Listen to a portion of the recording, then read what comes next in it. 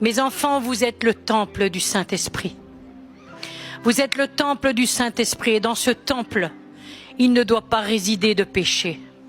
Il ne doit pas résider de duplicité. Il ne doit pas résider d'adultère. Il ne doit pas résider de choses de ce monde. Vous vous attachez encore aux choses de ce monde.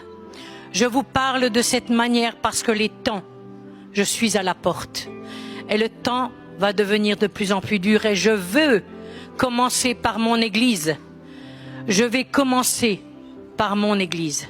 Je vous aime tant, je vous aime tellement que je vais commencer par mon Église. Je veux que vous vous réveilliez tous et que vous sachiez que je veux une Église sainte. Je veux un temple saint, un temple où il n'y a aucun compromis, où il n'y a pas de choses qui soient impures, où il n'y a pas de choses qui viennent obstruer la bénédiction et la communion avec moi. Ce que j'attends de vous, mes enfants, c'est que vous soyez entièrement consacrés. Oh, beaucoup disent, mais oui, mais nous sommes dans le monde.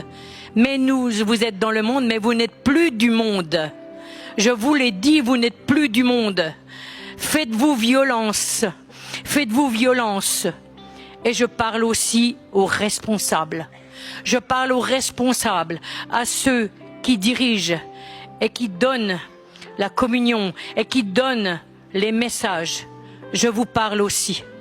Le Seigneur vous demande de ne pas faire de compromis et de parler selon la vérité. Je vous ai donné ma parole. Ma parole, c'est oui et amen. Je vous octroie de dire la vérité. Même si cela ne fait pas plaisir, dites la vérité. C'est la vérité qui a franchi.